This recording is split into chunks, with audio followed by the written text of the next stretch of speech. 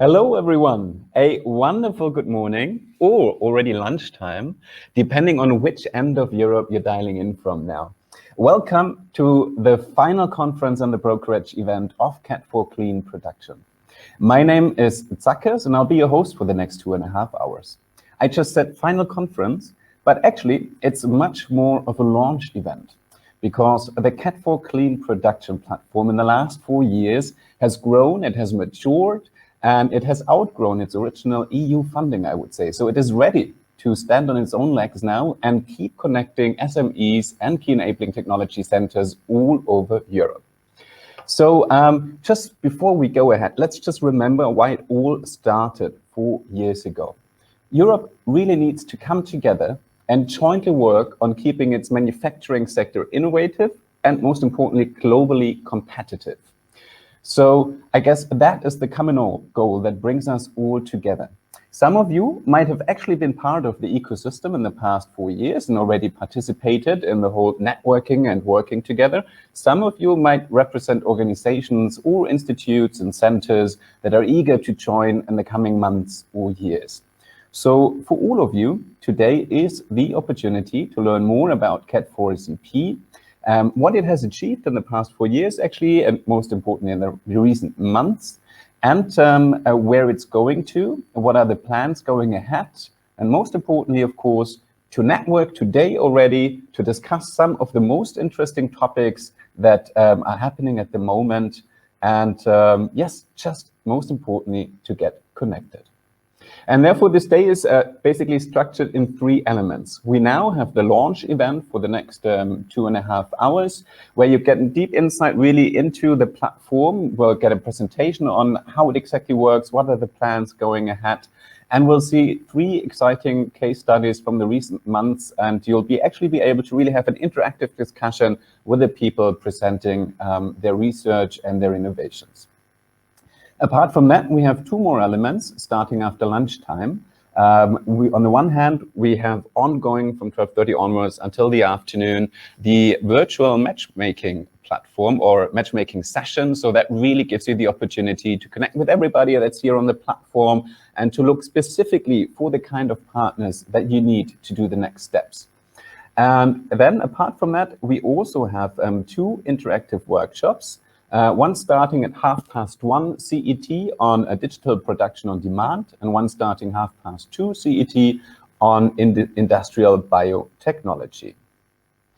So most importantly, though, if you have any questions about the technicality of the platform itself, if you're lost just in StreamYard, don't hesitate to use the chat. Let us know what you need. Or, of course, if you have any questions relating to the platform as such, not StreamYard, not the streaming tool we're using now, but, of course, the KET4CP platform, then just put it all in the chat. Where is the chat? It's on the right side of the streaming window. So in this direction. And if you have a look in the chat, I see some of you are already doing something that I would like to encourage everybody to join us with.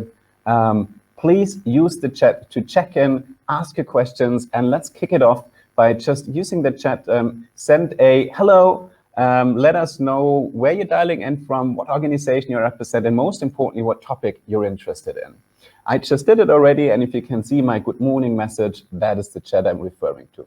So please, open the chat on the right side of the screen and really actively participate. This is what this event is about, to really have a discussion and connect and be active, be proactive. While you do that, I would like to pass on to a person who I know is very happy that this event is happening, because actually it really presents the focus of his work. He does nothing else 5 days a week than fostering KETs in Europe. How so? He actually works in the Directorate General for Internal Market, Industry, Entrepreneurship and SMEs, shortly the DG GROW, and he's specifically dealing with the uptake of key enabling technologies. He'll give us now a general oversight into why this topic is so relevant and what are the current trends when it comes to Europe being globally competitive. Welcome, Vangelis Meles. It's a pleasure to have you with us today. Thank you so much, Zakis, for the nice introduction, and good morning to all of you. I would like to welcome you on behalf of the European Commission to the KET4CleanProduction final conference. Let me share first my presentation with all of you. I hope you can see it. Great, thank you. Allow me then to start by saying a few words really about the policy context, which in my view presents a significant opportunity for the KET4CleanProduction platform and how it's linked to the work that we are doing in our unit and in our Directorate General. So first, let us watch a short video about our industrial strategy and its update that we published just last month.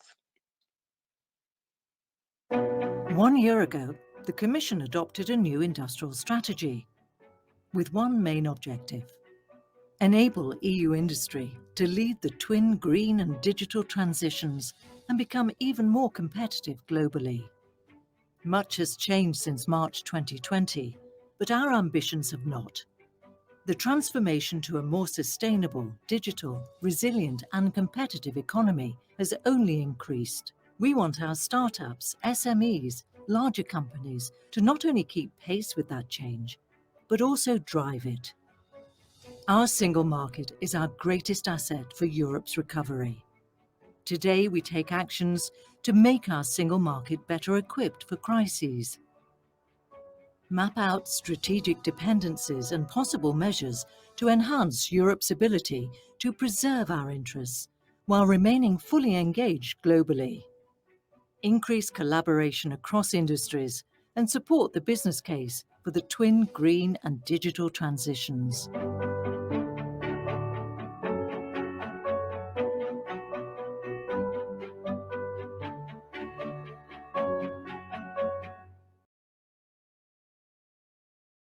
Concise overview, I would like to present you what the industrial strategy that was published last year in March was centered around. And precisely these three key drivers are also valid today after the industrial strategy update that we just saw in the video. And these three drivers are the main focus of the industrial transformation and the work that we are doing. First of all, the green transition, which is all about transforming the European industry, but even the whole society, in order to become climate neutral by 2050. And this is the main goal of the European Green Deal strategy. Key enabling technologies, as well as industrial value chains, play a key role in this strategy by accelerating the transition towards clean technology solutions.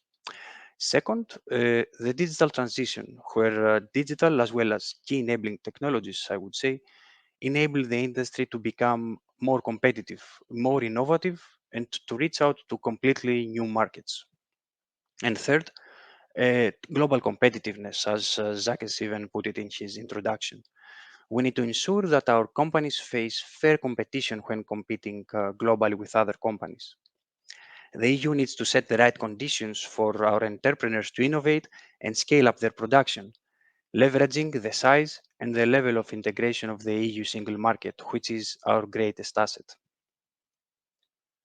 So how can we achieve this industrial transformation or even accelerate it? The industrial strategy is structured around the fundamental factors that are presented in this slide, with various initiatives, of course, related to these factors being already underway since last year and even before. And while these factors were presented last year, in the meantime, as we saw in the video, driven by, among others, the effects of the COVID pandemic, we presented the update of the industrial strategy last month. The update complements these initiatives, focusing on what more needs to be done and what lessons need to be learned. And the update, as we saw in the video, only reiterates our belief that our startups and small and medium-sized enterprises across industrial ecosystems need to drive the change. This will also be enabled by increasing collaboration across industries and supporting the business case for the twin digital and green transition. And this increased collaboration, through embedding a spirit of industrial innovation, I would say, was precisely what we had in mind when we designed the action that led to the KET4CleanProduction platform. By adopting open innovation in a cross-border manner across the EU, We wanted to bring together small and medium-sized enterprises and technology centers, as well as business intermediaries via the Enterprise Europe network to connect them. And with the aim being to support our industries and SMEs towards climate neutrality and building a more circular economy via, among others, adopting advanced manufacturing, as well as other key enabling technologies for clean and more energy efficient production processes. And we are very happy to see that the KET4Clean production has already led to several success stories of cross-border projects. And I really look forward to the interventions of both Ms. Alejandra Campos from the KET4Clean production consortium, as well as from the representatives of supported SMEs that will walk us through these stories and their experience with the platform and the project. And there is already great potential for innovation across EU. Technology centers active in key enabling and advanced technologies already provide a great variety of technology services for industrial startups and SMEs. And it's really a matter of connecting, I would say, this supply of technology services with the demand that's coming from the industry across the EU. And this is where KET4CleanProduction can really make an impact. I have to admit that I'm excited for the future of the platform and eager to see it expanded to reach and support SMEs from many more industrial ecosystems, many more countries, hopefully attracting even more technology centers and EN partners. And with this, I would like to thank you for your attention, and I would like to give the virtual floor back to Jacques. Yes, thanks a lot, really, for joining us today, Vangelis. It's a pleasure to have you with us. And yeah, I hope you stay with us for the rest of the event. And I also invite you, of course, to eagerly participate in the Q&As. Please also post some questions, because I'm quite sure you're interested in what the tech centers and, of course, the SMEs have been working on together. Sure. Thank you. Thank you. And having said that, it's time to pass on to Alejandra Campos, as Vangelis already mentioned. Steinbeiß actually is the organization who has run KET4CleanProduction as a platform in the past 4 years. And specifically in the last 2 years, Alejandra has been the person running point on this. So she really is the person to talk to for any question you might have. How to get connected, how to use it, how to participate. She really knows which direction you have to go, which door to open to take the first steps. And what our idea is now that she takes around 20 minutes to just give us an insight into the current status and their plans looking ahead. And also, of course, we have a short moment of Q&A afterwards. If you have any relevant questions, please feel free to type them in the chat already while she speaks. I see you've used the chat actively. That's great. And just one little recommendation for the chat. If you look at the chat on the top, there's 2 little buttons. One says popular, the other says recent. If you click on recent, the order gets changed around and you only see the messages on top that have been posted last. That'll make it much easier moving forward. So welcome, Alejandra. How are things? Where are you dialing in from? Hello, thank you, Sakis, for the nice introduction. So greetings now from Stuttgart in Germany. So I'm glad to be able now to present the results of the KET4CleanProduction project, and also, as you mentioned, the tools, the services, and the plans that we have for the future. Wonderful. I would say, let's go ahead then. The screen is yours. Yes, thank you. So I will show you my presentation, so thank you. I would like to start with a continuation of the discussions from the previous presentation by Mr. Meles about the strategy for Europe and the importance of the involvement of industry for achieving all of these goals for Europe. So to keep EU competitiveness on global market, companies in Europe, they need to reinforce their innovation capacity, for example, by developing new products and services. They also have to increase the productivity, for example, with energy and material consumptions, to improve these, to reduce production times, and others. There is, however, still a need for awareness of companies how to increase this understanding and to implement advanced technologies, among them the so-called key enabling technologies, or KETs. So these technologies, as defined by the European Commission, will allow European industries to retain competitiveness and capitalize new markets. Also, they can help to give rise to innovative business models and new processes and to create smart products and services. As a consequence, they can support to the shift to a greener economy. This are a group of 6 technologies, as you can see.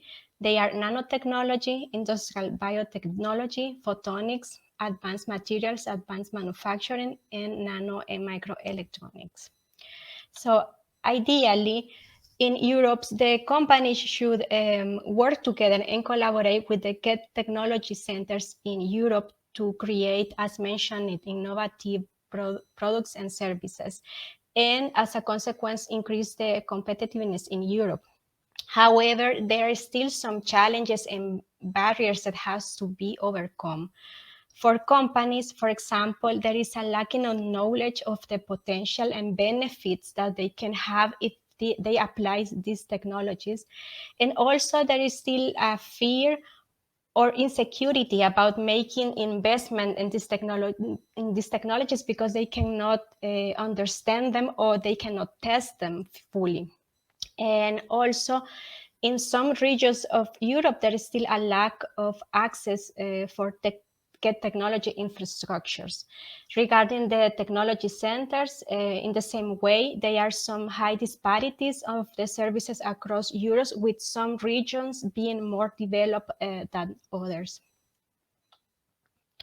As a response to this, the objective of the KET4CleanProduction platform is to establish a growing open innovation ecosystem by interconnecting 3 main stakeholders to develop innovation solutions across Europe. These 3 stakeholders are first companies, specifically manufacturing small and medium-sized enterprises, KET technology centers, and also Enterprise Europe network partners.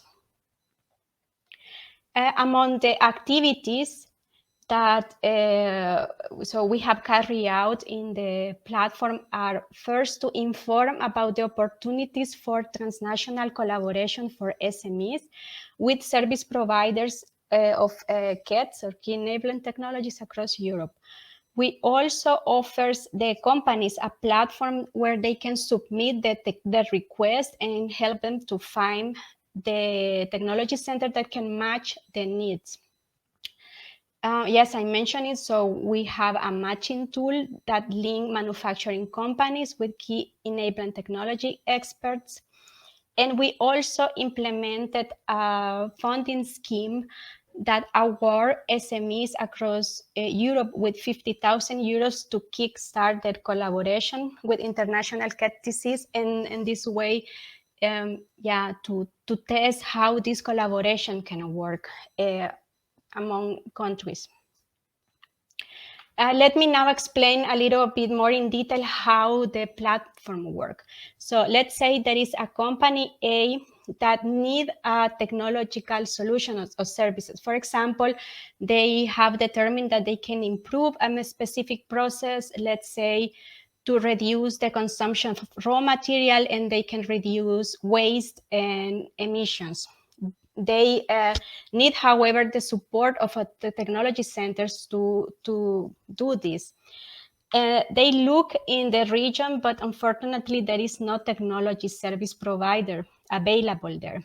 Now, thanks to KET4CleanProduction, they can go directly to the online platform, or if they prefer, they can also contact their regional EEN advisors to help them to send the request to the platform, explain what they need.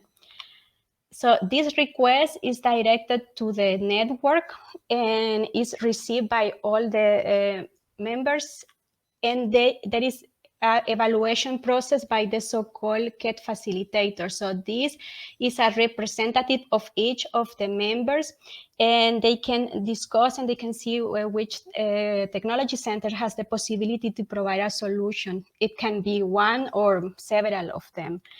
And the next step is then to contact the company, maybe to clarify some questions, to know a little bit more about the need that they have.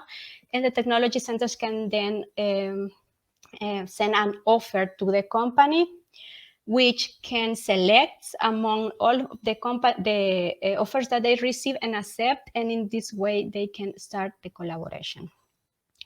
So the KET4CP platform is a growing ecosystem consisted of KET technology centers and EEN advisors.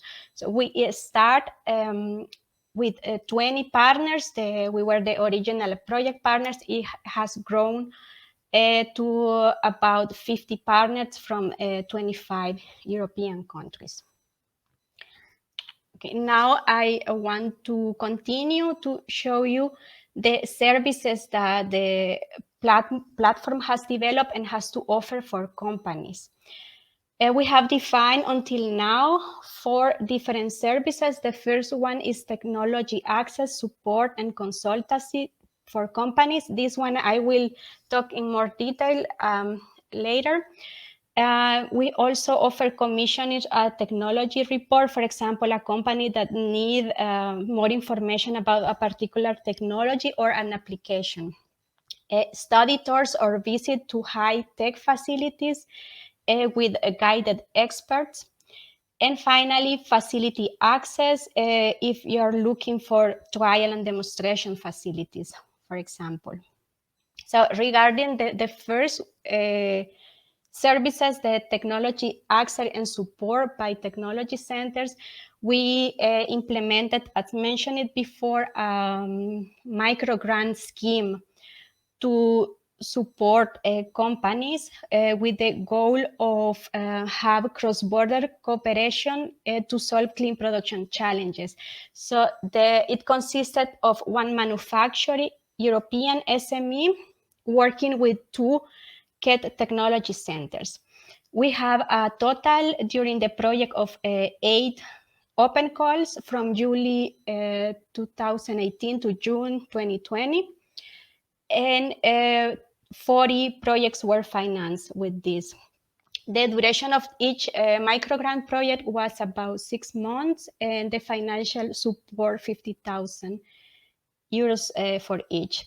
In total, 2 million euros were allocated for SMEs through Europe to access KET experts from other European countries and start this collaboration.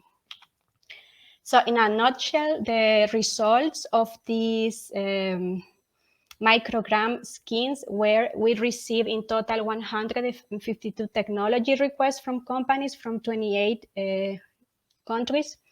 From these technology requests, the technology centers were able to prepare 97 offers to that. And after that, they decided to collaborate and prepare the proposals to apply for the microgrant,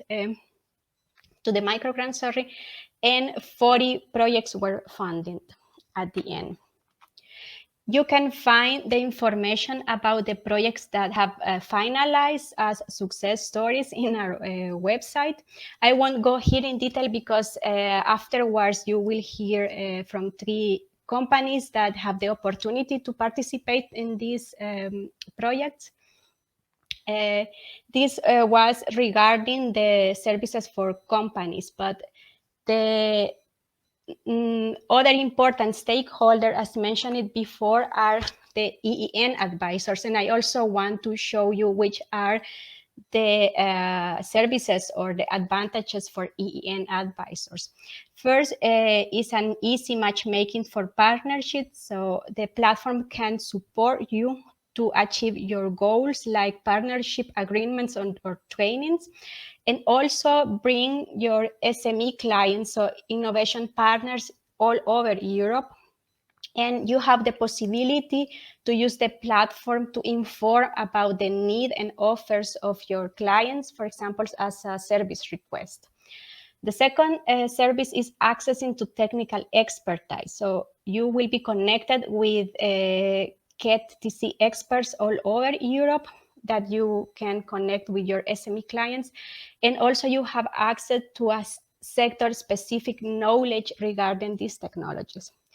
Finally, we also offer information on funding opportunities for SME clients. So if you are asking, the microgram scheme is already finished, but there are several regional and European possibilities in this topic, and the platform can keep you informed, for example, via newsletter or brokerage events like this one, or also information in the website. Finally, our last important stakeholders are the technology centers, so are the ones who are providing the solutions to the companies. The services that the KET4CleanProduction platform has for these technology centers are first a visibility and promotion of your capabilities. The platform can help you to show your expertise and services not only in your region but all over Europe. And also you can promote your success stories and also the recommendations from other companies that have worked with you. Second, you can find new industrial clients because you have access to the technology requests from the companies. Third, closer network collaboration and among KET4C. So I think this is also a very important topic, that you can create cooperation with other KET4Cs in Europe. As I mentioned it at the beginning, there are some regions where the technology center, they are still not developed, and this kind of collaboration can help you to learn from each other. Also important, the possibility to join funding application and projects, and the develop of potential cross-KET technology. So we have this case also in the micro grants, that the two technology centers could offer a joint solution for a company. And finally, similar to the EENs, there is information about funding opportunities, such as in newsletter, events, and the website. If you're thinking about the membership, for being part of the KET4CleanProduction platform, so it is free of charge until September this year. So you can start contact us and to give you more details about it afterwards. So after the project phase, so we are right now developing the membership models that we will have, and they will be available for you soon. We like to keep in touch with you, so we invite you to register in our website as a technology user, so as companies EEN, or also as a technology provider, so the technology centers. Also to let you know that we have more information about the platform and key enabling technologies in general in our website. So we have some training videos that you can do, and if you are EEN member, you can also make the quiz and ask for a certificate. Of course, you can also contact us via our info email, or you can send us an email to me directly if you want to know more about the platform. But now, before I finish, I want finally to thank the European Commission for the funding of the KET4CleanProduction process that make possible to develop all the tools and services that I presented. And thank you, all of you, also for your attention. And yes, I'm looking forward to your questions in the discussion session. Thank you very much. And now I go back to Zach. Yes, wonderful. Thank you, Alejandra.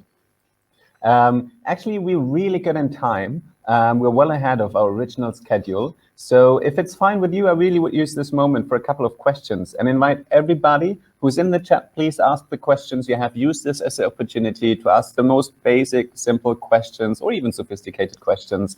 Don't be shy. This is really for you. So get the information you need. And while you probably need a moment to fill the chat, just let me ask you, Alejandra, what was the most surprising thing you learned in the last 2 years since you really run the platform? The most surprising thing, so through these 40 micro grants, I have the opportunity also to get to know so many different ideas that the companies already have all over Europe. And also what I have heard and experience is that they are very positive results with the collaborations. So there are some projects that they are in regions, in countries that are completely away, and otherwise you would have never been in contact with these technology centers. And yes, it's also nice to see how the companies also have this innovation. Yeah, we have some of these Ideas. examples in just a moment, really spanning from Portugal to Bulgaria, really Exactly. literally the whole width of Europe. And what kind of recommendation would you have for organizations or SMEs who are willing to partake? And what are some of the learnings already? And I know we'll have a full discussion, a panel discussion with some representatives later. But if you would encourage them, what are the things they really should pay attention to? I think something important is that mentioned that try to innovate, to create new ideas, new products, and look for the support from the technology centers to do that. Mm-hmm. And I know that Hannah asked just earlier, if you're an SME, for example, so a small company somewhere, how can you connect to a enabling technology center? So you can go to the online platform and send us, you can find there, so technology request form, and send it to us. Mm-hmm. Or And also in the info email, you can contact us directly. And as you mentioned, until September, it's still for free. So make the best use of it. Yes. And use the window before the membership kicks in. Yes. Is there any kind of company, kind of sector that you would still? I mean, we saw like a lot of applications. I think 40 was the number of successful projects that you actually executed. But is there a certain kind of company that you would still love to have in the program? Something like, a missing puzzle piece, or a country that hasn't shown up yet? Yeah, they were in some countries that were more active than others, but that also had to do with the work from the local EN advisors. So we also invite all the EN advisors from the different regions to join, so you can also the information, and you can support your local companies. Yeah, to reach this. Fair enough. Fair enough. Alejandra, having said that, I will, yes, I would suggest we move on. As you said, we have 3 presentations ahead of us. Each of them will have 10 minutes for their presentation, and we'll have 5 minutes of Q&A following up. So there'll be ample of time to have more discussions, get more information. So if you have questions for Alejandra, I know she's also partaking via the platform, just post them in the chat, and she will respond to them in the chat still throughout the event. And of course, as she mentioned, just go to the website of KET4CP, either write an email with exactly what you're looking for, or get an overview of the projects that have already been executed. And we posted the link to these earlier. Thanks, Alejandra. Thank you, too. So now let me look. We just changed the order slightly. So I just have to get my bearings here. Because now first up is a project, actually, as I mentioned, that literally spans the whole width of Europe or of the EU, and that is from Portugal to all the way to the west in Bulgaria, with a little bit of Germany chiming in the middle. How so? Because the participating key enabling technology centers were, on the one hand, the International Iberian Nanotechnology Laboratory in Braga, Portugal, and on the other hand, in Germany, the Hans-Schickard-Gesellschaft für angewandte Forschung in Stuttgart. But most importantly, the R&D and then the using of the technologies was done in Bulgaria by the company AMG Technology, which is a small independent enterprise that was founded in 2007 already. And basically a developer and supplier of silicon self-sensing cantilevers. And cantilever is really also the key word here that played a crucial role. And what they did was really in the macro area of things. So we're talking about macrometers here. And when it comes to that, you already have me out of my depth here And therefore, I would like to welcome Vladimir Stavrov on screen, because he exactly knows what the project was about, and will let us know in the next 10 minutes what they were able to achieve, why this really is a novel approach, and what becomes possible using the technology they now have at hand. Welcome, Vladimir. How are things? You're still on mute, I think. Let's just take a second, Sorry. at least on my end. Sorry. Yes, here. So this is a good sign, I guess, to make a trouble in the beginning. Thank you very much for this really nice introduction. So, yes. Exactly. I think you're still starting your presentation, and once we see it, you go ahead. We're well in time, so use all the 10 minutes that we have planned, and then we'll have a Q&A with Vladimir in the end. So if you have specific questions to what they've been working on, please post it in the chat already. I can see your presentation. Let's go, Vladimir.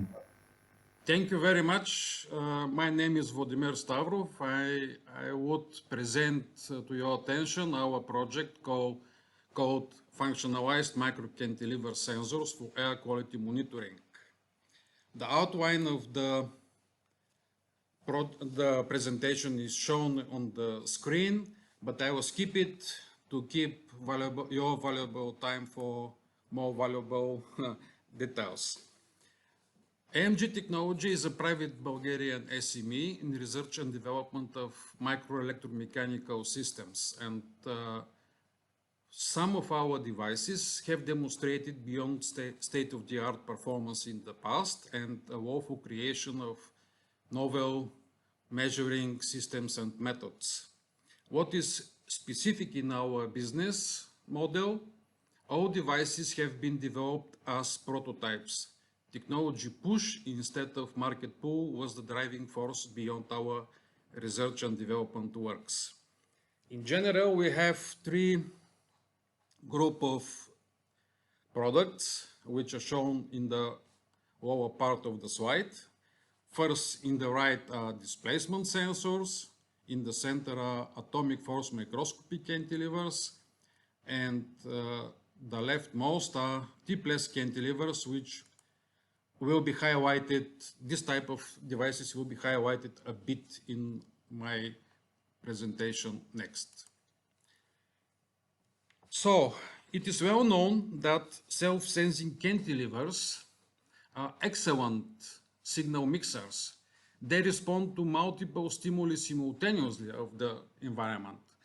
And it's really challenging to differentiate the specific contribution of each stimulus.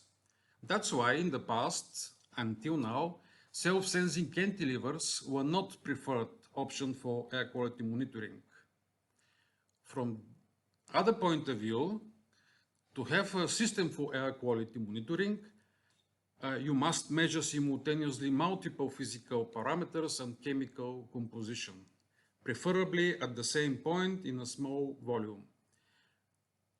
What typical systems are using nowadays, they use different sensors for each parameter, and most systems suffer of undesirable influence of multiple stimuli and lack of coherence between the signals. That's why multi-sensing devices, preferably of the same type, that provide consistent data are needed. Going in this direction, we have designed different array of self-sensing cantilevers that are capable to provide different response to plurality of parameters that have to be monitored. So we consider that array of cantilevers a promising candidate for a universal air quality monitoring platform. Functional integration and miniaturization are the key features of our modules, and the further research and development work has been just triggered by internal technology transfer experiment within the frame of Horizon 2020 project called TetraMax, which is running in parallel, and today, by the way, is the same event will take place in TetraMax project. Our concept is based on answer to the question, is it really feasible to monitor air quality with cantilever-only sensors? Otherwise, can we convert the disadvantages of self-sensing cantilevers in a winning concept? To do so, we use a PCB carrier shown in the slide, comprising a central path here, where the arrow shows, with an opening. And we have developed a number of different in layout sensors, and we prototype them. And each sensor can be placed on this spot in the center.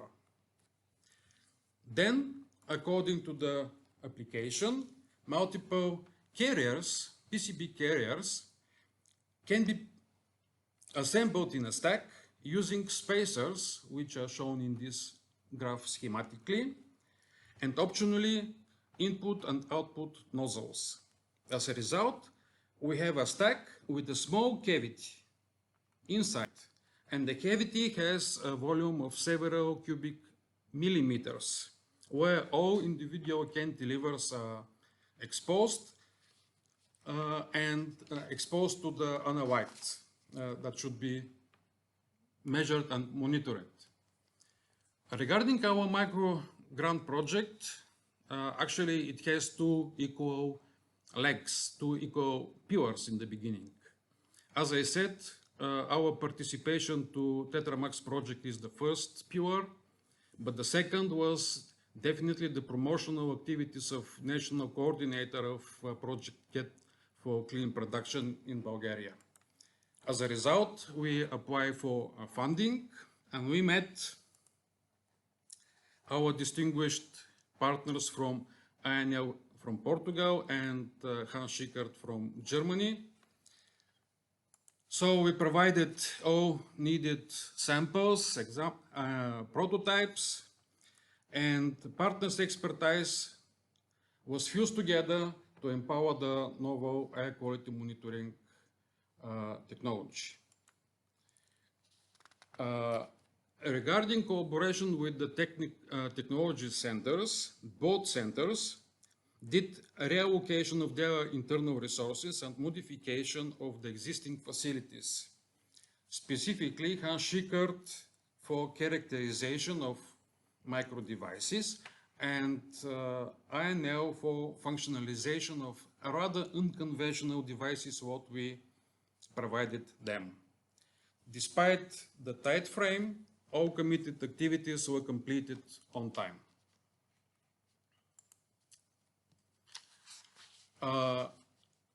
Considering the results of the collaboration, cantilever-only sensors for different air quality parameters, application-specific configurable modules, and on-package integration of tested cavity, all they were confirmed. And you can see proofs of this concept on the slide. So these are photos of real air quality monitoring modules. Further, we provided on-chip integration of multiple air quality monitoring sensors on the same chip. 3 different examples are shown on the slide. And the last and very important specific detail is that the concept for post-packaging functionalization was also confirmed. So you can see here on the right bottom part that the sensor can be seen and functionalization can be done after packaging is completed. So in general, key performance indicators were met and demonstrated. So everything what we committed in the beginning was done and demonstrated at the end of the project.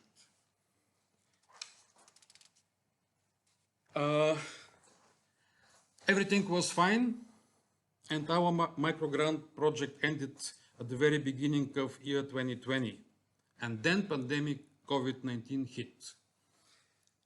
Based on the results of KET4CleanProduction, recently we have developed prototypes of dedicated physical sensors for detection of ultra-small in mass objects. To detect pathogens, these sensors must be further upgraded by functionalization with specific biocoatings. Shortly, as a post-KET4CleanProduction result, we are moving towards providing a really new concept for handling outbreaks like what we have now with COVID-19, and we are looking for partners for our next project. If and when single pathogen sensors are available, viruses and different other pathogens can be detected in real time, a long time before the symptoms onset, and effective tool for handling of any future pandemic will be enabled if our ideas succeed. Finally, we consider that microgrant projects are very effective tool for acceleration the cooperation between different in size and expertise entities. I can't imagine that I will knock the door of such a big institutions and I will come in easily without the support of project like KET4CleanProduction. Next observation is that project duration of less than 9 to 12 months is rather short time if partners have no pre-project cooperation, if they didn't met in advance. And the last, probably specific comment, funding options for unconventional approaches like our air quality monitoring concept are very limited. Probably, specifically designed funding is simultaneously necessary and viable in order to support off-mainstream innovations and to avoid missed opportunities. Do thank you for this great chance to present the results. Do thank for the support in KET4CleanProduction, and thanks again for your attention. Thank you, Vladimir. Wonderful to hear, and congrats on a successful project. I basically have a couple of questions. I already see one question in the chat here, but maybe let me start with, I think Bulgaria and specifically Sofia, I mean, has an excellent reputation as like a research powerhouse, specifically in regards to electronics. So what was the KET4CP platform able to provide you that you did not have in your ecosystem already? Flexibility and maturity of the services. Mm-hmm. I can't be short. I can't answer short. We have time, so actually, you can. A lot of facilities are building up right now. Some of them are not ready, and our country, despite specific strengths in certain areas, we have no resources to be equally, how to say, gifted with really capable people and facilities. So it was really decisive to meet partners in European level. Mm-hmm. Fair enough. From the point of view, it was a great chance to mix different cultures, different approaches, different to meet together different arguments, pro and yeah. So it basically also enabled you to get different perspectives and broaden, yeah, the range of expertises that were flowing into the project. I see that Anna Alesi already has a question in the chat, so I'll just jump to the chat before I continue with my questions. Vladimir, will the collaboration with the TCs continue? Any future plans that came out of the project? My dreams are like that. All right. Listen, we're just 8 persons. It's impossible to have. Sorry. Our ambitions are higher than our real resources. Probably this is the only way to ignite new research or to find solid arguments that we are wrong. So we need community, we need partners, and I do believe that in the future we will meet with our TC partners again and again, not for a single project. It was just Wonderful. So basically, like, yeah, as you said, you have a staff of 8. Being part of the network enables you to punch over your weight, as they say in English. Hannah has a question that just adds to Anna's question, and that is, what kind of partners are you looking for moving forward?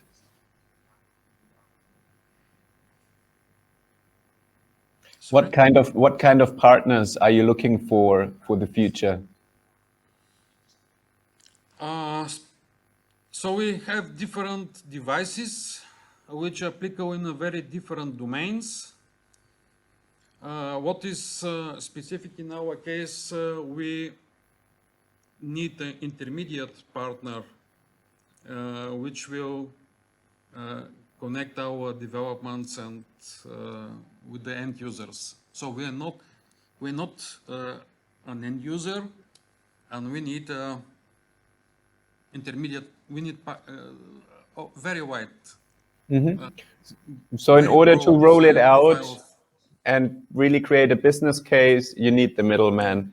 And we can make prototypes, we can make a research and to prove the concepts, different concepts in different applications, but we have no capacity neither to have a mass manufacturing. Okay, we can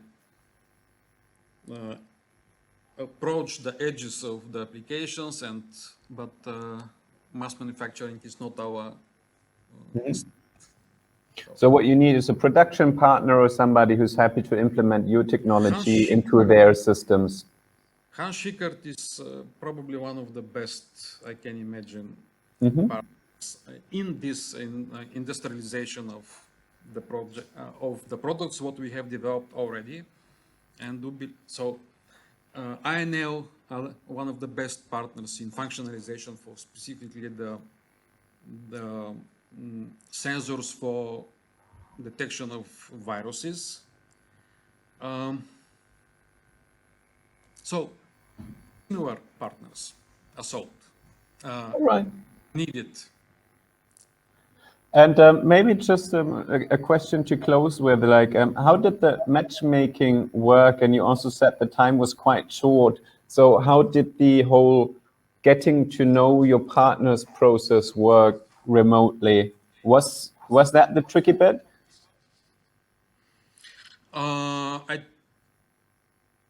Abstractly thinking, I think the major problem as far it was existing was the size. We are in a very different size. Big institutions, they have strict plans. Years. So for years in front. So they were really, how to say, they enforced themselves to tune their activities and to have dedicated resources for such a small project, because it's a small project for them.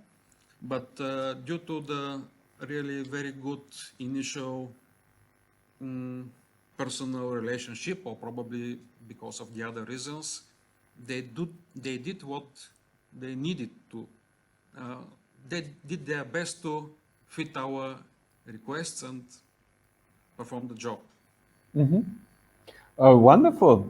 Vladimir, so that's great to hear. So really they made their space in order to cater to a small project and not just run their big schemes. And that's quite nice.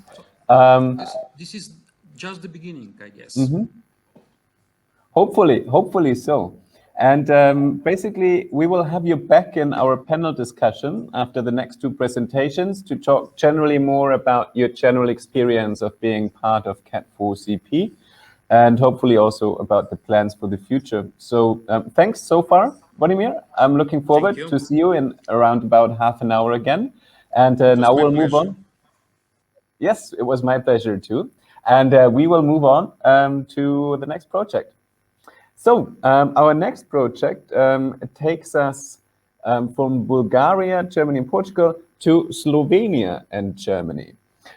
Because two of the corresponding KET technology centers came from Germany and Slovenia. On the one hand, that was the Institute at Josef Stefan in Slovenia and the Hans Schickert Gesellschaft that Vladimir also already mentioned in Stuttgart. However, the company involved this time is KET4 Equipment. It's an electronic equipment manufacturer and basically a leader in the manufacturing of machines for the production of multi-layer passive ceramic components. We're also talking about a piezo-resistive sensor in this case, however, with a different design and a different use case than in the previous case study. How so? We will hear from Kostya Makarovic of KET4 Equipment. Welcome, Kostya. You're also on mute, Kostya. Good morning from Slovenia. Hopefully now you can hear me. And loud and clear. Now you will see also my starting page of the presentation. So today I will talk about the development of a new clean manufacturing process for ceramic pressure sensors. This work was done in collaboration with Josef Stefan Institute from Slovenia and Hans Schickert Institute from Germany. So firstly, I will introduce the company. The KET4 Equipment Company is a world-leading manufacturer of machines for production of multi-layer passive components, as you already announced. And we also supply many other branches of research and industry, which based their products on tape casting and other technologies similar to our. We are almost unknown in Slovenia since in Slovenia there is no huge huge electronics companies. But we are present all over the world, and on this picture you can see where our machines are located. And in nowadays this picture is already not so updated because we have much more machines already out, but for the illustration this is good enough. So the KET4 Equipment was established in 1995, but as a part of Iskra, the KET4 Equipment, or the same branch of industry existed even before in ex-Yugoslavia. So I would say in 1970s or something like this. It is located in Žužemberk, which is 50 kilometers southeast from Ljubljana, which is capital city. And we have 62 employees, and from that employees, 19 persons are engineers or higher educations. As you can see, this is a small valley of River Krka, and the company is located here. Sorry, here and here and here. And as you can calculate it, last year we celebrate 25 years of existence and our successful existence on the market. We have the facilities, which includes workshop. So we do the machines from the very beginning, from the metal pieces till the end, when we apply software in the machines in order to do automatically processes. We also have a showroom with all the machines exhibited and on a purpose for testing for our customers and our project partners, as well as we have also a laboratory where we can mix materials, and we produce also some of the materials by our own. These are our standard products from the machine part of view. Another things are also materials which will be presented in the future slides. So what needs did we have?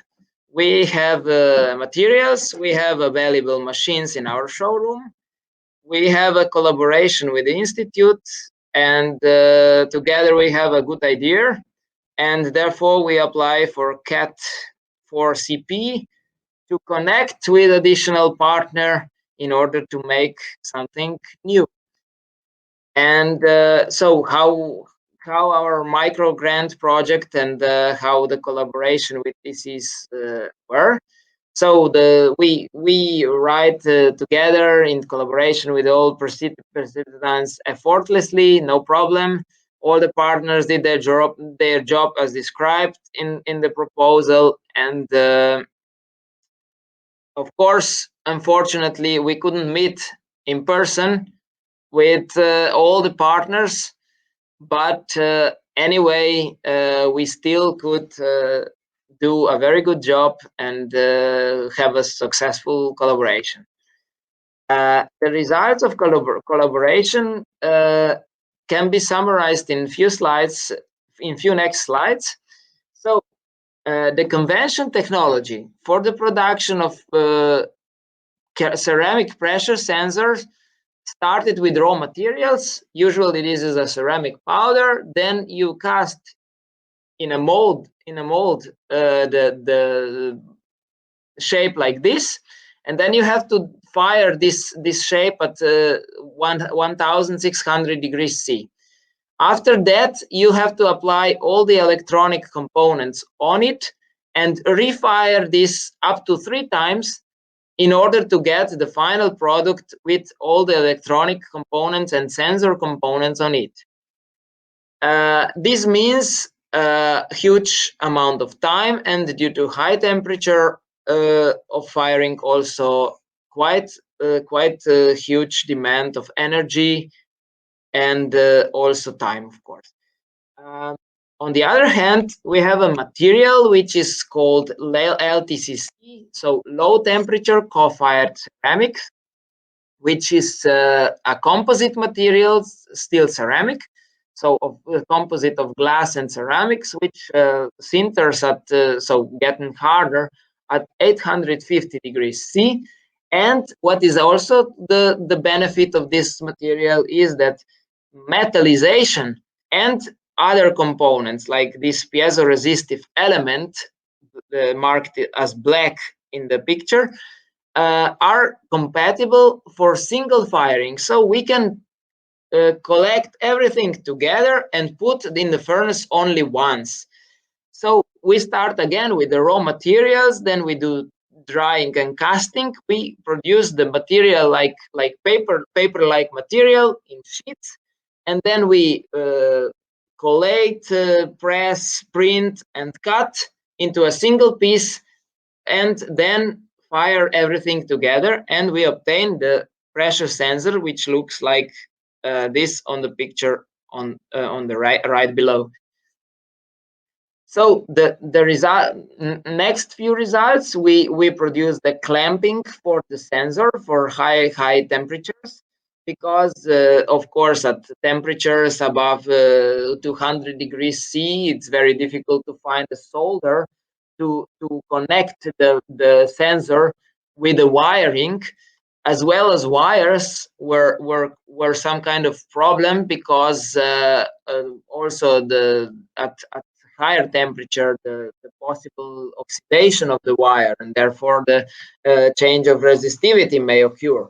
And we solve this problem with the housing or with the setup like this. And of course, we did the measurements at different pressure range and at different temperature range. You can see the sensor in a heated oven. At here at the picture, it was 600 degrees C.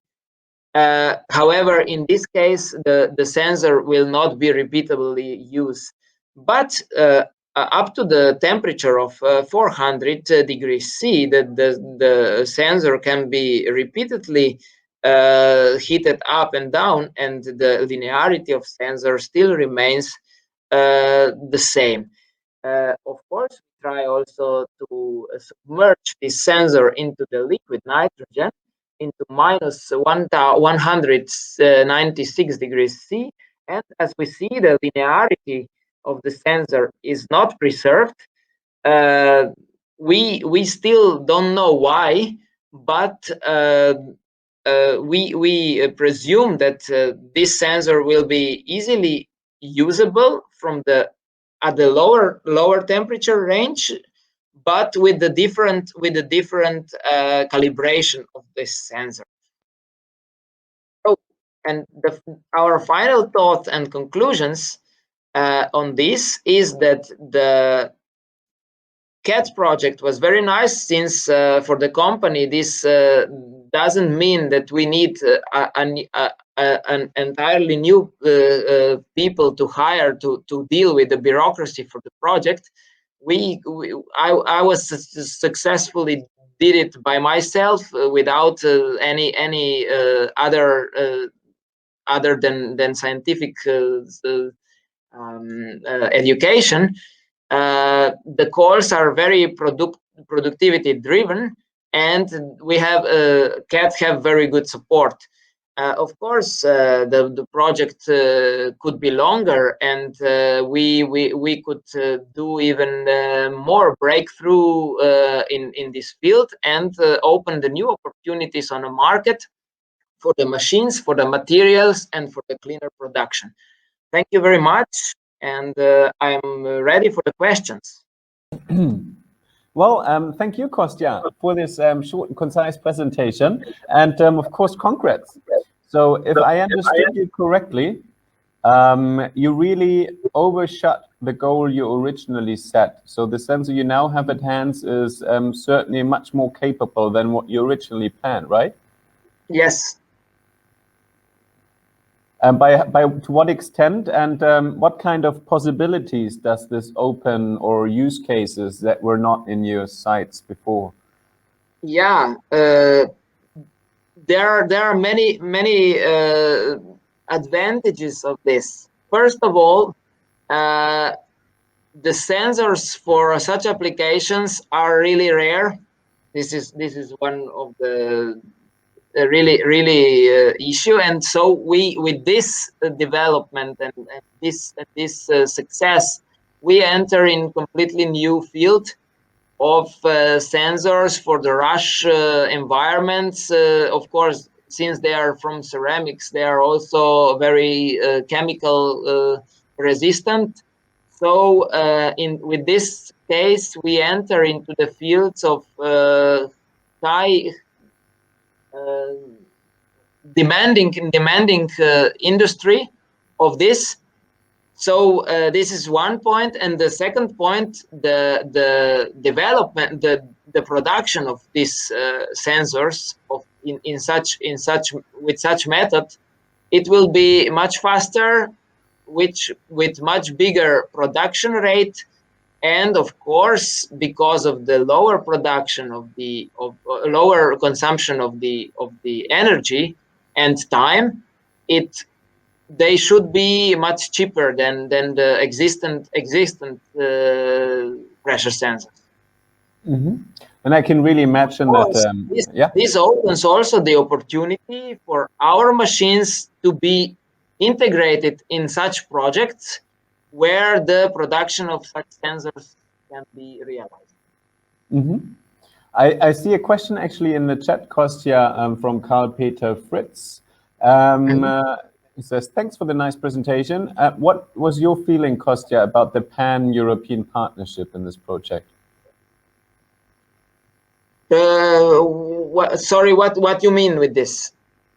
So how did it work out? Working, with people from another country in Europe, Yeah, I think in this case, Germany. Sorry. How was the whole remote process? Yeah. I get. Okay. Yeah. I mean, since you see that we are already how to say used to work with the people all around the world. The people from Europe is almost like the people from our neighboring village, and that's why we feel very how to say.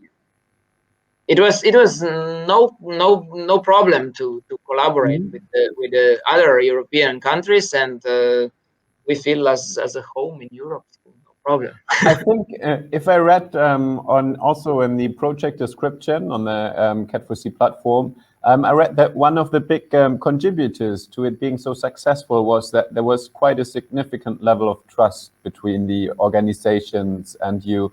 So how did you build that level of trust? How was everybody comfortable really sharing their technologies and their research or proprietary technology?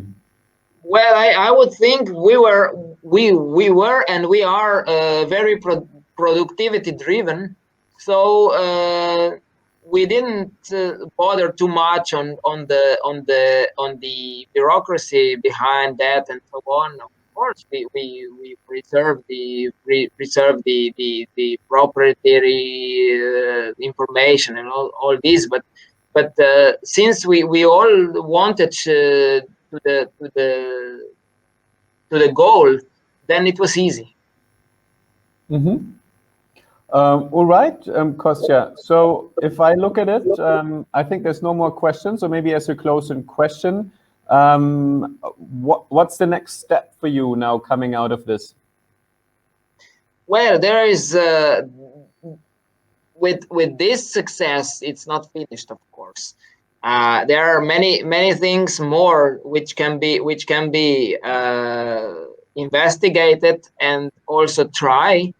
One of these is not with the piezo-resistive pressure sensor, but with the capacitor pressure sensor. In this case, we would measure the change of capacitance of the pressure sensors during the application of the pressure. This will not include the piezo-resistive element, which is the limiting factor in the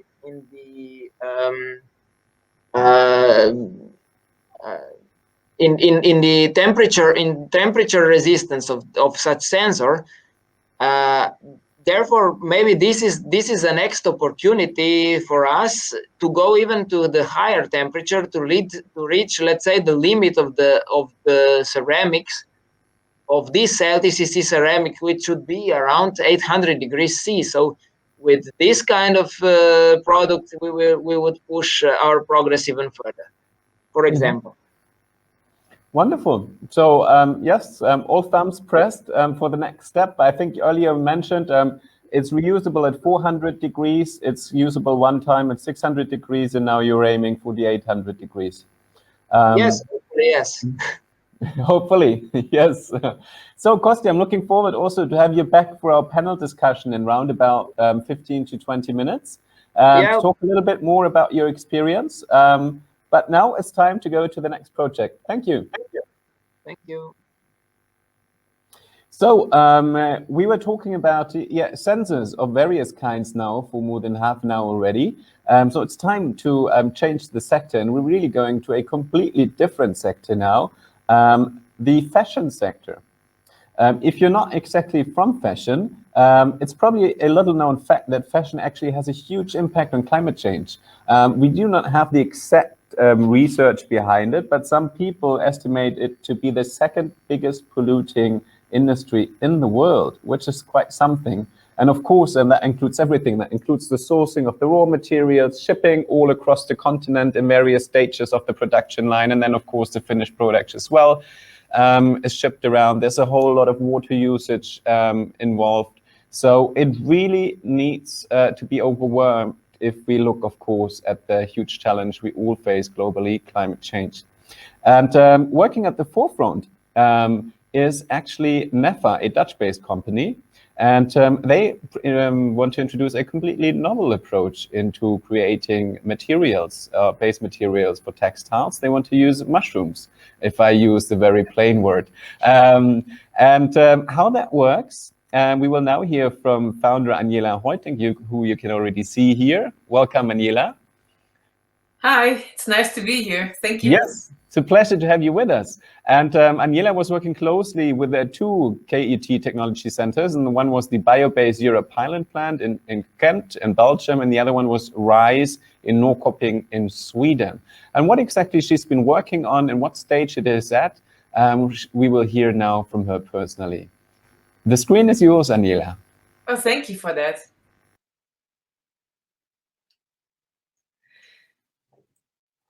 So yeah, we are working on the fashion industry because actually fashion brands, they struggle to keep up with the growing consumer demand for sustainability. Consumers are becoming more critical about what they wear. They want clothes that fit them perfectly, are made out of natural materials, and are manufactured using methods that are clean, transparent, and produce zero waste. And this is actually a very difficult task for brands, especially considering they need to deal with a complex 200-year-old supply chain, and it has far too many stakeholders at the moment. And so what are we working on? We are offering an award-winning all-in-one solution for these fashion brands. We use an automated seamless production technology to create custom-fit products out of sustainable, vegan textiles made from mycelium, and those are the mushroom roots. We're developing a groundbreaking manufacturing method that solves major issues in the fashion industry. It reduces cost, weight, and labor intensity of cutting and sewing. It replaces plastics and leathers with compostable materials and improves the comfort and fit of fashion products. We start by growing mycelium, and then we robotically apply this material onto molds, and after a drying process, the products are ready. Once they have worn out, they can naturally be decomposed locally or at home, and this drastically shortens the supply chain and closes the loop. As you can see here, the conventional textile industry is based on growing fibers, spinning yarns, and weaving textiles. And people don't often think about this, but they're breeding and killing cows and then tanning the leather. After that, there's a process of cutting and sewing patterns to make a product. Both options actually require a lot of farmland, water, hazardous chemicals, and pesticides. And furthermore, a lot of waste is created in the production process and at the end of life. You see here three of the conventional supply chains. The first one is synthetics / fake leathers. The second is is leather, and the third one is the mycelium textiles, which are becoming a novelty as we speak. So Mycotex is actually not based like the competitors who work with an agricultural approach. We are based on a liquid state fermentation. And this is a completely new production process for the textile industry. We have proven this technology in the lab, but needed to understand if Mycotex could be an environmental friendly and cost competitive alternative for the conventional fashion industry. We wanted to perform first steps in scaling up, and based on that, do a feasibility study.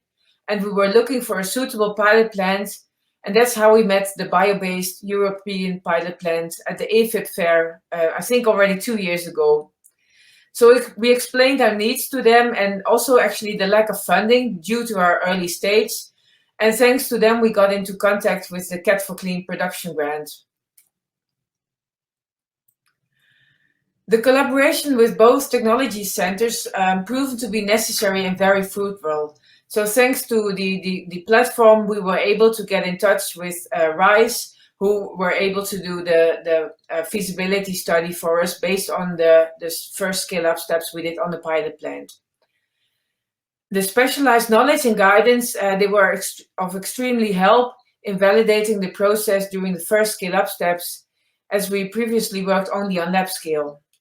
And the joint discussions with both KET-TC partners and critical and useful feedback, they led to a greater understanding of what needs to be and can be done to improve the process and facilitate taking the next steps into further scaling up. Furthermore, these collaborations allowed us to start developing the right scale-up protocol for investing in the right equipment in the future. And so the KET4CleanProduction grant was of great help, and it allowed us to accelerate our research for at least a year.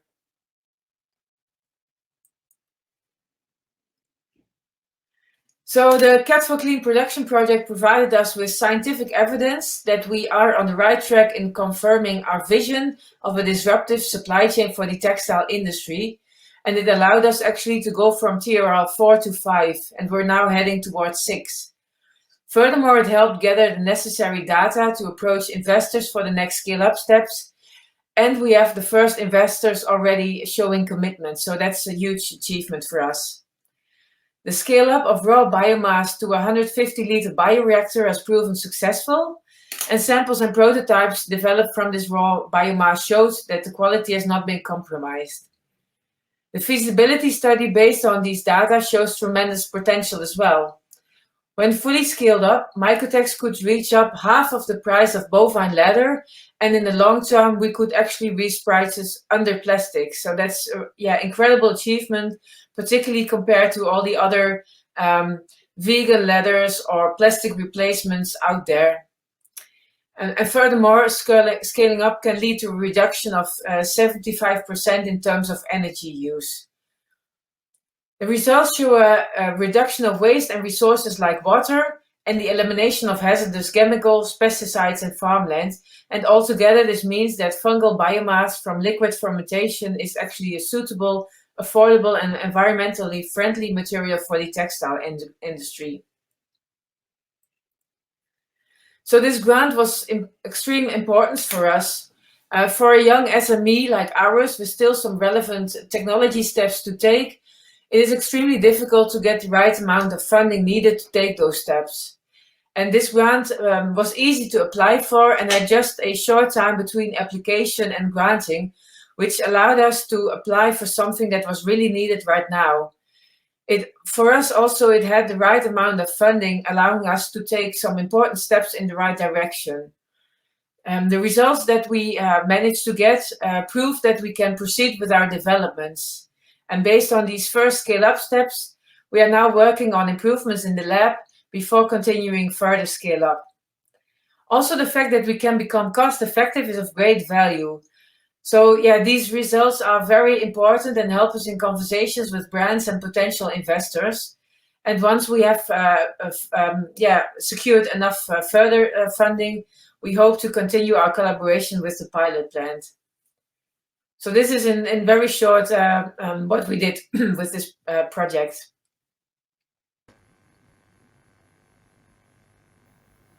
Wonderful. Was that the end already?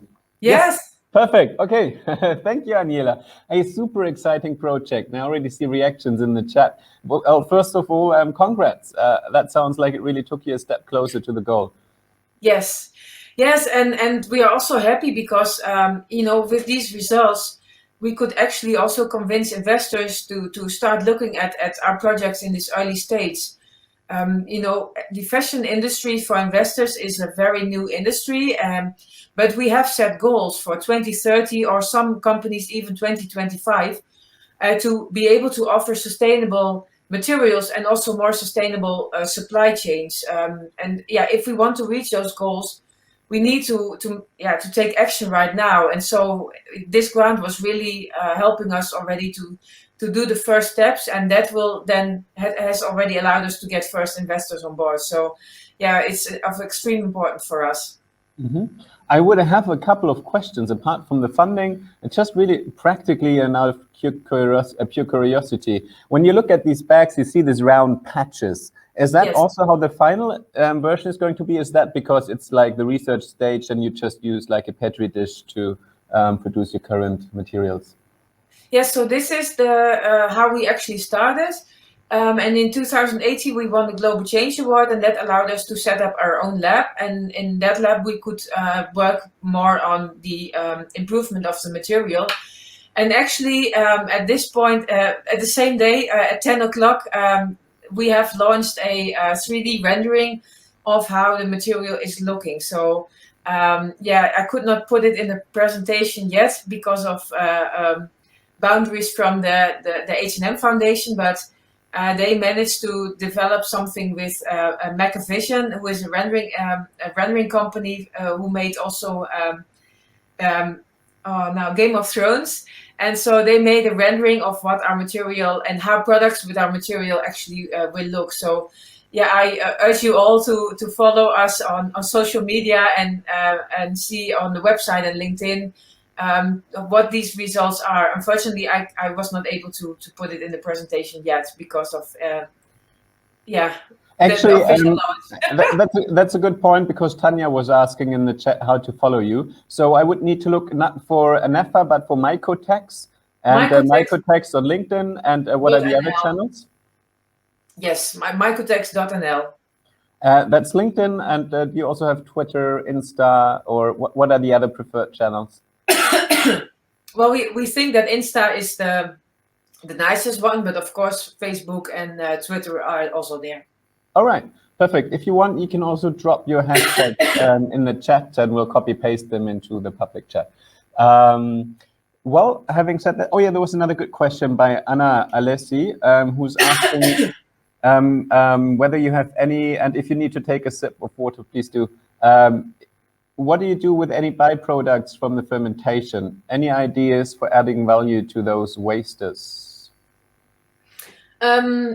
There are some ideas, and there are also byproducts. At the moment, it does not have a focus because our priority is to get these products onto the market. But for this also, yeah, this also depends on the partner. So we Mycotex is now a company of its own. So when we applied for the funding, it was still under NEFA, but it is now an official spin-off with its own company. And we are not actually the ones producing the material, but we are developing the supply chain. So we are looking for contract manufacturers in the future who are interested in industrially scaling up our process. And this would be something of interest which we could develop with this contract manufacturer. So at the moment, we like to continue our collaboration with Bio-Based Europe pilot plant. But once we've scaled up everything and have the appropriate protocols for industrialization, we are aiming to work with industrial producers, and that's also the moment when we can dive into these secondary metabolites. So you basically already answered my second question, or my last question. That is, what partners are you looking for? You mentioned that you're working with the H&M Foundation already, which probably is a very good partner to have. You said you're looking for like a production partner to scale it up. Anything else? So the production partner is for the raw material. Mm-hmm. We already work with a German machine manufacturer, and they will work on the production line. So they will develop the equipment, and they will do also the first production. So, and once we have then finalized everything with them, this is also the moment where we're looking for manufacturers. But also this company, it has already quite some manufacturers as they are working in the shoe industry. So this is something that, is there something specific you're looking for right now? So is there one partner you're still lacking, and what exactly would they need to provide you with? So we're looking already to connect with contract manufacturers, and I think for today this would be the main thing that we're looking for. Okay, last two questions, one by Jennifer and the other. It's more or less the same question. On the one hand, like, how big is the tear of these mushroom tissues or fungi tissues, and how long does it take for the clothes to degrade? The tear, so of course we have to meet the general demand. So there are tear strength tests and rubbing tests and all these things. And this is something that we once we have secured further funding, we are diving into that. At the moment, it is already quite strong. but we cannot yet meet the demands of the industry, and so that needs a bit more rework. And the other question was, how long does it degrade, or and if so, how long does it take? Yeah, so this is something that is, of course, depending on the other ingredients that we put in. So depending on the demands of the client, we could work with biological pigments, or we could work with synthetic pigments. And this is influencing the compostability. So at the moment, if we only have the raw material, this composes between a couple of weeks. But of course, there are different regulations for that also. So compostable normally means, well, you have home compostable and industrial compostable. Home compostable would mean 6 months in a home compostable environment. But most of the time, products at this what are out there, they are industrial compostable. So they would need to be collected in order to be compostable. Okay. And then, of course, you have the biodegradable options, and those are then longer than half a year. So they're more in the range of 1 year, 2 years, 3 years. So this is also something that we have to define more in depth. Makes perfect sense, of course, if like a fashion brand then decides to put in synthetic materials, it changes the whole process. All right, now the questions are coming in, Aniela. So just a very quick answers. Do you know already how to promote these green clothes to the general public to make them understand the project? So like, do you already have a communication strategy? Yes, we actually launched the first proof of concept in 2016. And back then we already started communicating to basically to everyone. So not only just consumers, but also research, fashion industry. We started communicating of what it would look. And the funny thing is that if consumers see a product that looks good, they are willing to wear it. And think of it, a lot of the people are wearing garments made from petroleum. So it's just a matter of how you talk to them and what you actually show them. Or if they even need to know, if it's just called Mycotex, it does sound good. Nobody would know that it actually stands for mycelium. So no, you can communicate it or you don't. I guess both is possible. Yeah. Yes, but I mean, we already worked on that since 2016, and we see that particularly the last year, consumer interest is getting higher and higher. Absolutely, absolutely.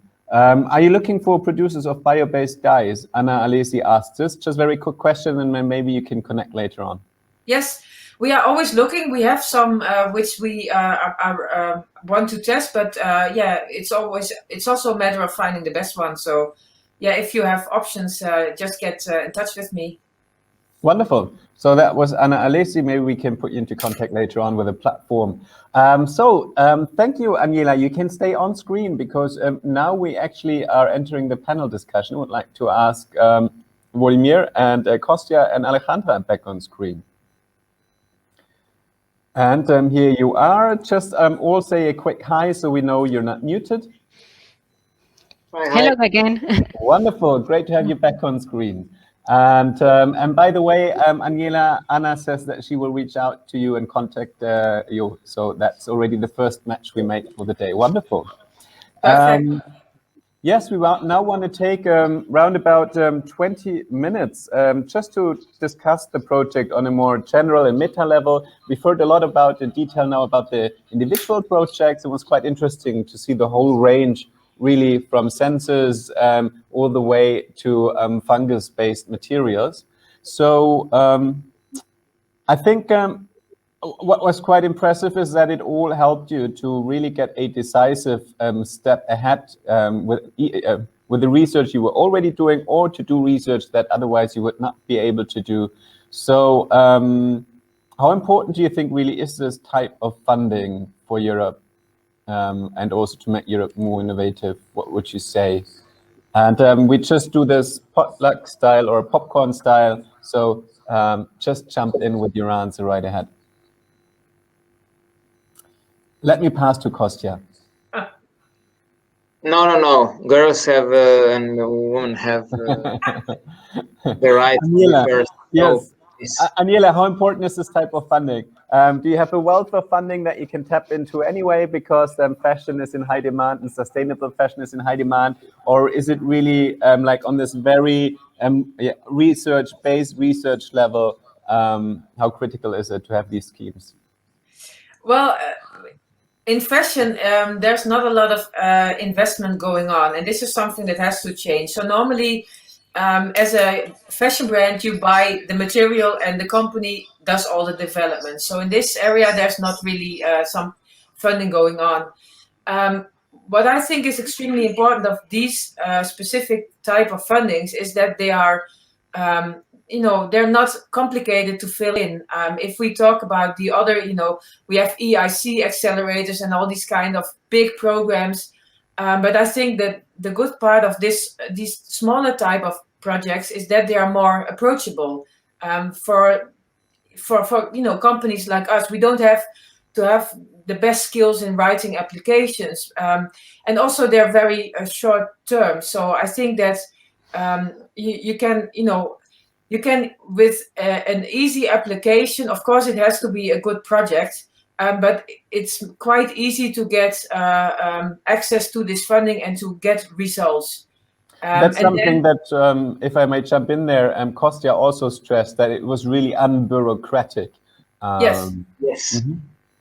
Yes, and it also, speaking for us, it helped us really to make good steps and be interesting for investors, and this is something interesting also for brands. And you don't always need millions to make progress, but sometimes it's just that to get over a certain bridge that allows you to take the next step, and this is really what it did for us.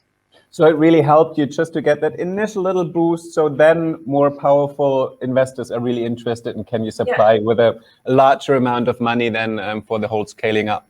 That's the same for you, Kostya, because I see you nodding. Yes, exactly. The small project, very approachable, very non-bureaucratic, as I stressed already before. And this enables also us from the industrial part of sectors, which we have a lot of other tasks to do. And we don't have people only for dealing with the bureaucracy. So it was able for us, it was possible for us to do something like this. And I guess, sorry, please continue. With such projects, we can actually come to the stage where other partners may see another opportunity for the project, and maybe they include us into some research and so on. And we don't need to be a leading partner or whatever, but we can be a part of a bigger project with a bigger funding, of course. And this is a good step forward, of course. Mm-hmm. And that's just, Vladimir, you also said it for you with a team of 8 that really enabled you to do some R&D that otherwise you probably would not have had the capacity for. Yes, of course. The only thing I can say is completely sharing the opinion of my colleagues. Yes, without such a kind of formal or informal support, simply we cannot make a progress what we plan to make. And I think quite soon there will be profits for everybody of the projects we are pushing forward. Mm-hmm. Thank you. This is the only way. Alejandra, how did you manage to make it so unbureaucratic? I'm sorry to say, but it is something that obviously one always expects. If it is funded by the EU, it comes with a stack of big paper you have to work through first. No, but I think that's the purpose of this so-called third-party funding. That so the KET4CleanProduction partners we received this 2 million euros funding to be able to organize, as you said, in a less bureaucratic way, so easier to organize to support these 40 companies. I think it's, probably, as you say, show that this kind of third-party fundings are also working, and as you see, are more accessible for the companies.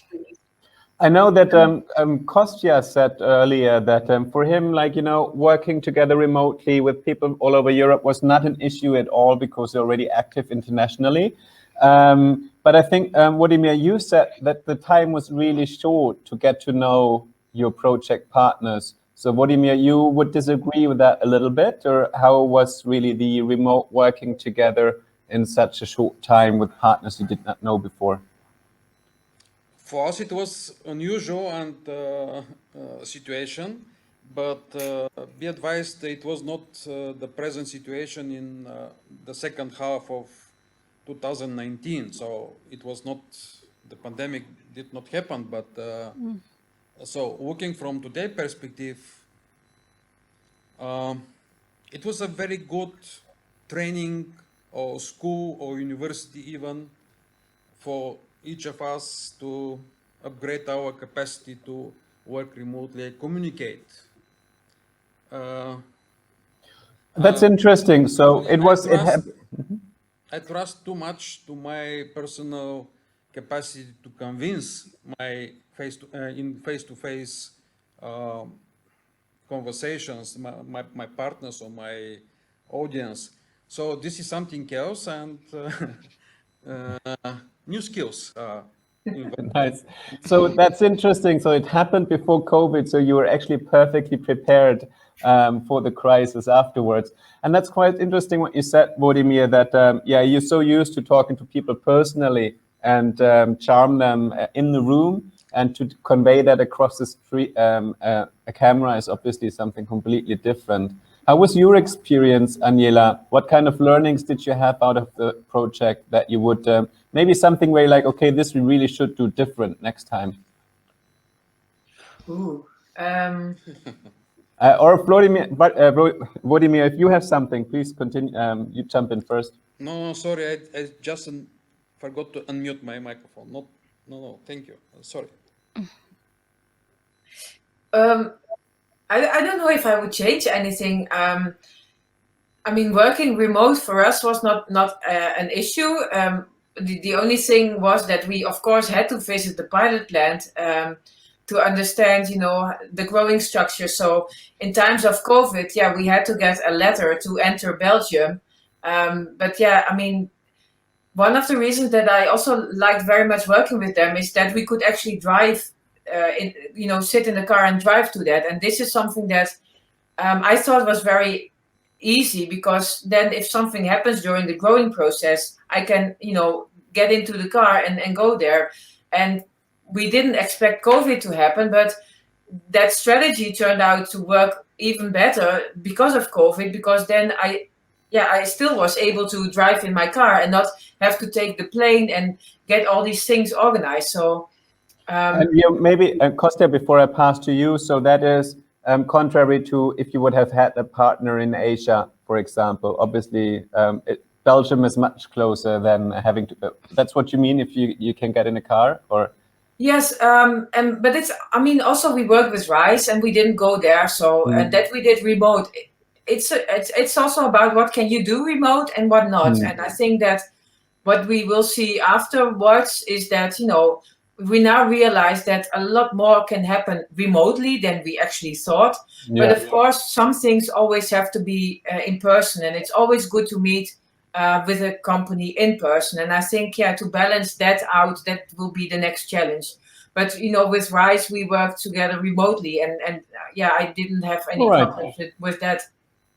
Thank you, Aniela. I would like to pass to Kostya, because you just quickly raised your hand.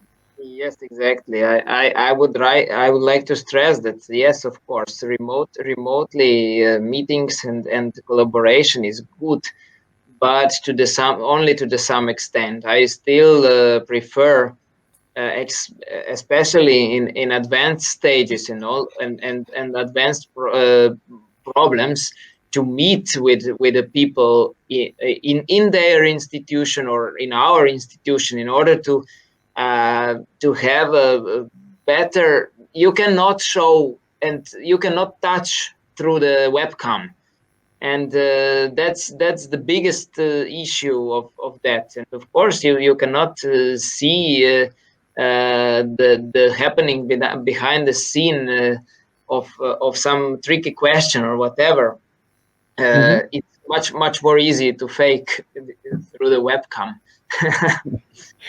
But Kostya, I think you said that you know what you like were really the productivity-driven meetings. So apart from COVID, really the question to all of you, yeah, what were your were there any fails you had in the process of working together? Would you structure your process differently in a second project? Like, what kind of learnings did you take out of it? No, Vladimir says no. So we have specific habits, shaking head, so don't walk. So, okay. So we're famous with this. Actually, I don't know the right answer of your question. Many things changed. Many things much better now in terms of this remote communication.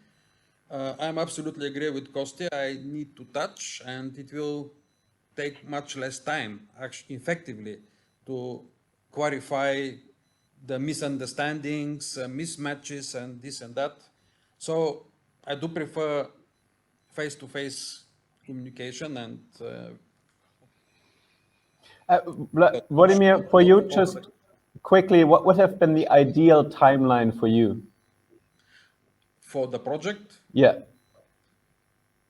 12 to 18 months, not more, no longer than 18, probably 12 is the yeah.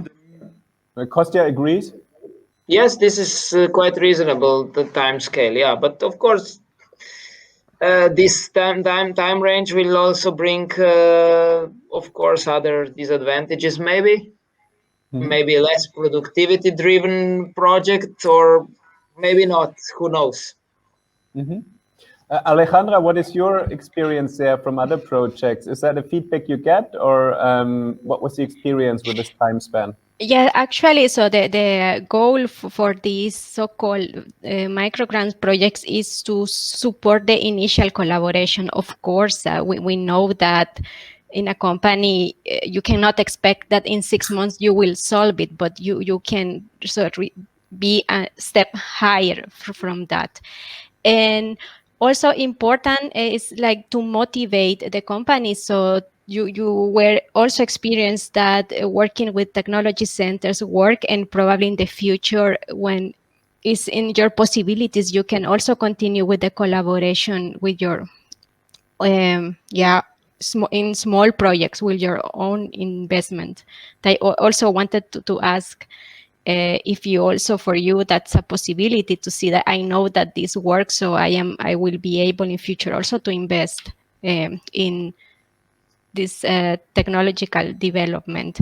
And in general about the projects, I also wanted to say that for many of the projects, COVID happened, and we have the plans, and then there were some difficulties, delays from raw material delivering. But yeah, the companies and the technology centers, they were able to manage the situation and to continue with the development of the projects. That, I think, that's what's something also very positive. Alejandra, did I catch you correctly? You wanted to ask Aniela, Kostya, and Vladimir if now that they've seen this kind of like collaboration with the KET centers really works and pays off, if Yes. in the future, would you guys be willing to use your own resources for this kind of project? Aniela, if you want to go first. Yes. I mean, this is why we are fundraising, so we can continue. And Kostya, for you? Yeah, sure. Why not? Yes, of course. We are actually searching for the for somebody who has interesting, so we can pass the technology to him. So to upgrade the initial state of not the state of the art, but the initial progress to the next step, to the industrial part, to the really industrial production, which is of course a huge gap between the research and the industry, as we all know. But I think it's possible. of course, we need a good industry which is behind and who is interested in production or using such sensors. Mm-hmm. And Vladimir, you said My that, answer, mm-hmm. my answer is also yes, and I would tell you that we already trying different options, check different opportunities, and we provide next very different sensors to our partners for testing and formulating new ideas. So the way we were always working. So definitely we use our own resources to promote such kind of cooperation. We will do it. All right. I know that Alejandra has a follow-up question, I think. No, yes, I saw before that there was a question directed to me about the future of the platform. So I want to answer that. So the KET4Clean production project, as so funded by the European Commission, is coming to an end, but we will continue with the platform. So we want to continue offering the possibility to companies and technology centers to get in touch. And we have been developing business models to continue with this. So the services for companies are for free. They can access the platform and look for the partners for free. And we, as I explained, will develop some membership models, like a yearly membership for the technology centers, so they are able to offer their services there. So we are, as you say also in your introduction, that it is a kickoff of the platform and not only the final meeting for the project. Yes. Mm-hmm. Yes, so you really will professionalize the whole platform on a completely new level now again, which was also the original intent of the project, as I understood. Yeah, that's the intent, yes.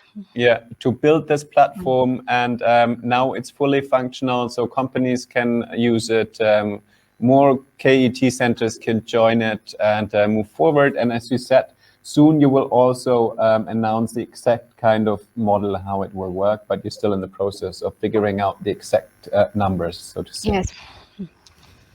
Wonderful. I think we really had a speedy run through, very concise presentation. So we're a little bit ahead of time, which means I would wrap things up already, unless you still have an important remark to make or a thought you want to share. Maybe just if I pass around, what was really like the key learning for you out of this experience? If I start with you, Aniela.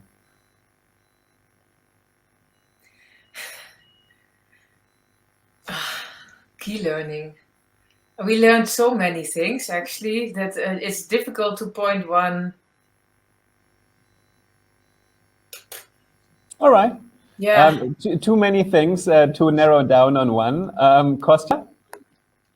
Oh, tricky question, but